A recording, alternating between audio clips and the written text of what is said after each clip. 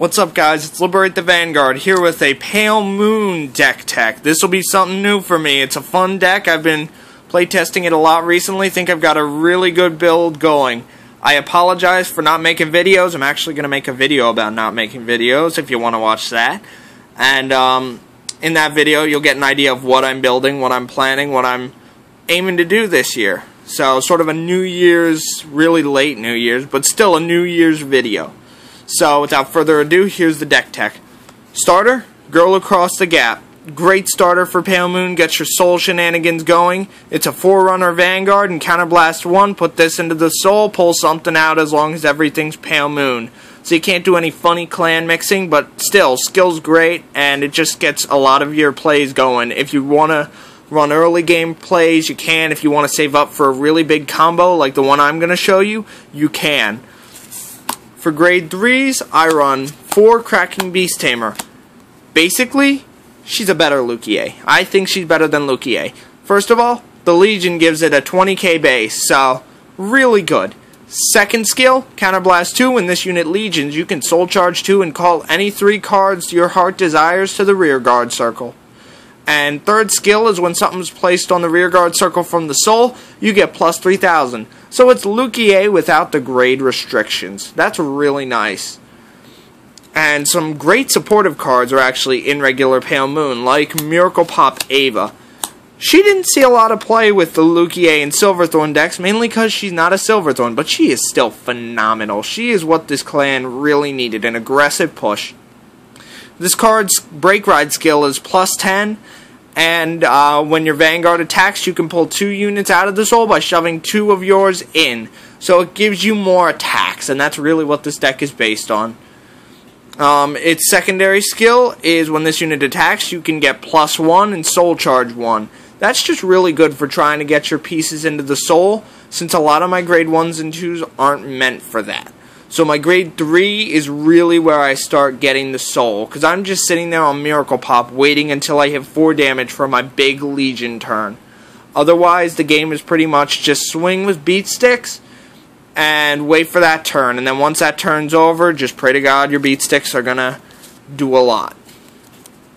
So, what better beat stick for Pale Moon than 4 Crimson Beast Tamer. Crimson Beast Tamer skill, it's an 11k attacker when there's another of her in the soul.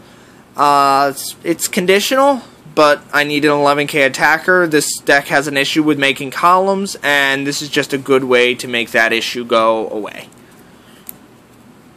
My next card is 4 Barking Sky Tiger. Barking Sky Tiger is the mate for the Cracking Beast Tamer. And his skill is basically her secondary, except it's on rearguard, and when your Vanguard's in Legion, you get the plus 3 for each one. I normally don't use this skill unless I use it as a one-time thing to get it to a 12k attacker. I don't like spamming it because I spam the Vanguard skill so much. The deck functions differently than Silverthorn, so it's not going to act as much of a barking Manticore. I believe that's the card's name, but still. 1 Misdirection. I like this card as a Tekken. My grade 2 has a lot of Tekken cards, and this card I just like because if it hits the soul on accident, then you get a free call once you pull something out of the soul. So it's just, it's a free plus. You don't pay anything for it, it just comes out of the soul. It's really nice. Next card is Dancing Princess of the Night Sky. I really like her because it's specific soul charging. So if I don't have a piece in my soul already, this card can just, boop, it's in the soul, you're all good to go for your final turn. And 1 Peekaboo. Peekaboo, again, it's a really good semi-free plus. It's a Soul Blast 1, but oftentimes you're gonna have so many triggers in the soul at a certain point, and so many cards you don't want in the soul, that if you need a rearguard, you can just pop one out, get ready for Legion, or just get an extra attack with it. There is just so many things that this card can do, and it's so useful. I wouldn't run more of him just because of the fact that I don't want him in my hand. I just want him in my soul. And 98% of the time he does hit my soul. I don't know how, but he does. For grade 1, I run 4 Perfect Guards. You don't need named perfects. That's just the ones I got my hands on for the most part. It was just luck. Next I run 4 Purple Trapezist. This is your bread and butter in the deck. You want as many of these in your soul as possible. They get off so many combo attacks. Her skill, as everyone watching this video should know, is when this unit is called to the rearguard circle. If I have a Pale Moon Vanguard, I can shove another rearguard into this soul and call another one out. So it gets more cards in and out of the soul, which is what this deck is really based on. Next I run more Tekken cards. I run 2 Midnight Bunnies. I like Bunny just because it is a pressure card. It forces my opponent to think whether they want to deal with another attack or just guard this one. It's really just me wanting to make my opponent make a choice. So that way, no matter what, I don't care what they do.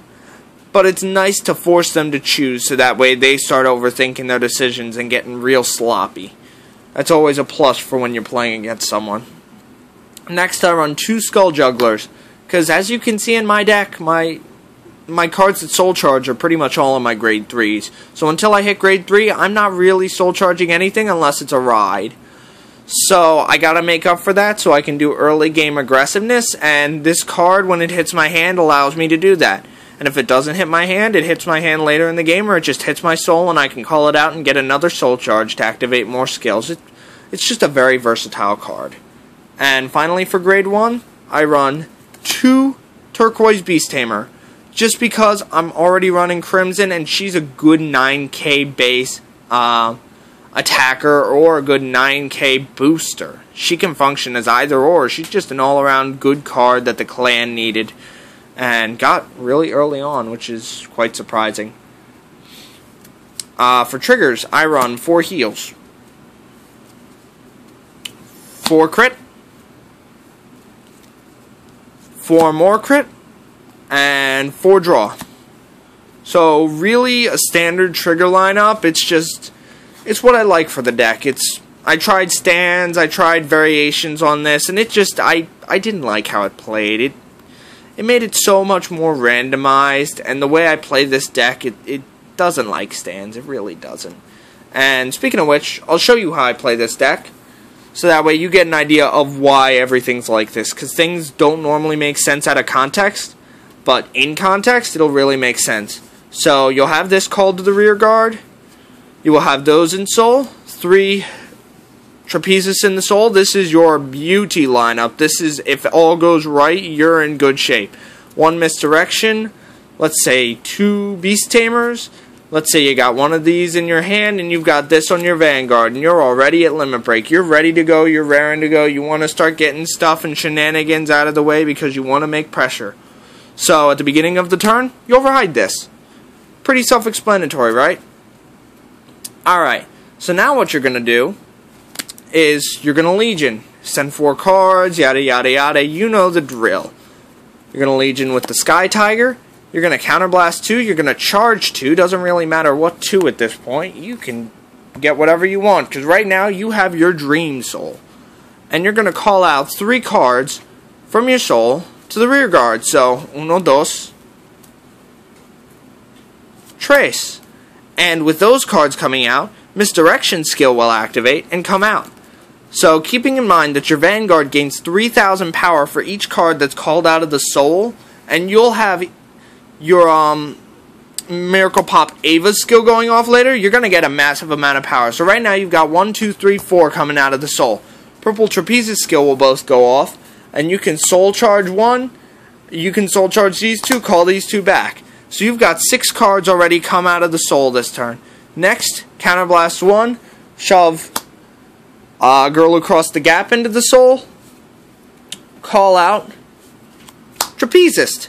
Now Trapezist skill, Misdirection goes into the soul, Miracle Pop comes out of the soul. So right now you've had 8 cards going in and coming out of the soul this turn. So that means 8 plus 3s right now. That's just right now before you even start attacking. And you've got 2 17k columns. So you're not going to hit cross rides real nice, but you are going to hit an 11k Vanguard. And in this Legion format and the upcoming format, that's really all you need to worry about. Cross rides are becoming a thing of the past, and we're moving into this 11k and stride generation. So it's going to be really interesting. So first you swing with 11. they have to, or 17, sorry, they'll have to guard 10 to make sure it doesn't pass. Then another 17 to make sure it can't pass again. And then you're going to attack with your Vanguard. Now this is before you calculate the attack power that Ava's skill goes off, where you soul charge 2 units, 2 of your trapezes, and 2 of them come out. So that's 10 cards in and out of the soul, and then your 2 go in, your 2 come out. That's 12 cards in the soul. 12 times 3, that's 36,000 on top of your 20k base. That's 56 plus a 6k boost. That's 62 from your Vanguard with 4 17k attacks. That's a lot of shield that your opponent is going to have to put out in the late stages of the game. So as you can see, it's a very devastating deck. Is it meta? No. It's far from meta. But it's a fun deck, and it's really catching people by surprise. I've done a lot of play testing with it, and I think I got a real nice build. So, as always, subscribe, and hope you enjoyed this.